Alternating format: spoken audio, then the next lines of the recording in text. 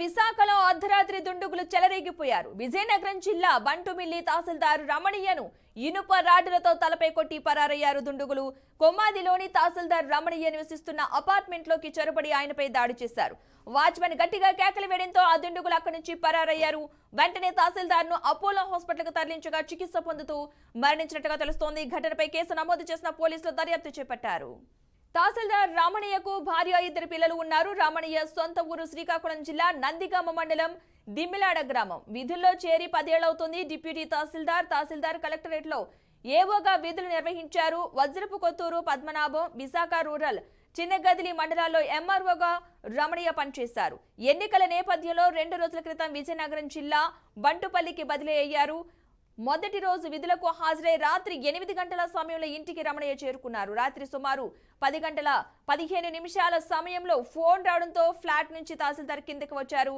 ఓ వ్యక్తితో 10 నిమిషాల పాటు సీరియస్ గా సంభాషణ జరిగింది. గుర్తు తెలియని వ్యక్తి వెంట తెచ్చుకున్న ఇనుప రాడ్డుతో తలపై బలంగా కొట్టడంతో అక్కడికక్కడే కుప్పకూలిపోయాడు రమణయ్య. రక్తపు మడుగులో పడి ఉన్న రమణయ్యను బంధువులు వెంటనే అపోలో హాస్పిటల్ కి తరలించారు. హాస్పిటల్లో అత్యవసర చికిత్స పొందుతూ తహసీల్దార్ రమణయ్య మృతి చెందినట్లుగా తెలుస్తోంది. కొమ్మాదిలో చరణ్ కాస్ట్రాల్ అపార్ట్మెంట్ లో 5వ ఫ్లోర్ లో తహసీల్దార్ రమణయ్య నివాసం ఉంటున్నారు. విశాఖ రూరల్ కార్యాలయంలో పనిచేస్తున్నప్పుడు భూ వివాదాల్లో కఠినంగా వ్యవహరించే అధికారిగా రమణయ్యకు గుర్తింపు ఉంది. దీంతో దాడి వెనుక భూ వివాదమే కారణమై ఉండే అవకాశాలైతే కనిపిస్తున్నట్లుగా తెలుస్తోంది. ఈ దాడి కేసు సీసీ ఫుటేజ్ కీలకంగా మారింది. సంఘటనా స్థలాన్ని 1:30 సమయంలో సిపి రవిశంకర్ అయ్యన్నార్ చేరుకున్నారు. నిందితుల కోసం ప్రత్యేక బృందాలను రంగంలోకి దించారు. విశాఖ జిల్లాలో ఈ తరహా ఘటన జరగడం ఇటీవల కాలంలో ఇదే తొలిసారి. తహసీల్దార్ మృతితో విషాద ఛాయలు నెలకొన్నాయి.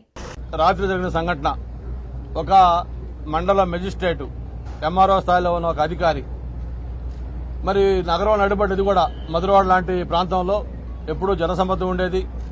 నగరంలో చాలా రద్దీగా ఉండే కూడళ్ల ప్రాంతం అది.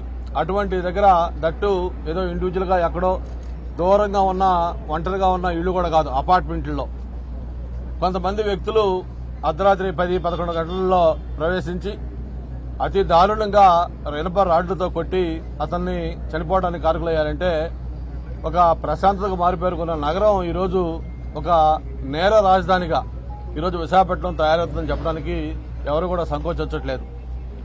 నేను ఈ సందర్భం ఒకటే ప్రభుత్వాన్ని కోరుతా ఉన్నాను.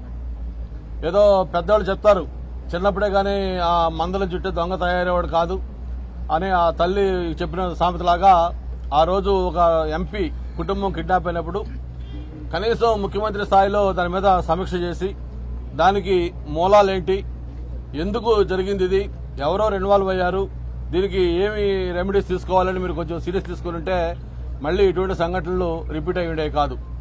మీరు యాజ్ యూజువల్ యథా రాజా తథా ప్రజ. మరి ఒక ముఖ్యమంత్రి ఎంత లైట్ గా తీసుకుంటున్నాడో, ఎంత నిర్లిప్తగా ఉంటున్నాడో, ఎంత ఇటువంటి సంస్కృతి ప్రోత్సహిస్తా ఉన్నాడో దాన్ని బట్టే ఈ సంఘటనలన్నీ కూడా ఈ రోజు నగరంలో జరుగుతూ ఉన్నాయి. రాత్రి జరిగిన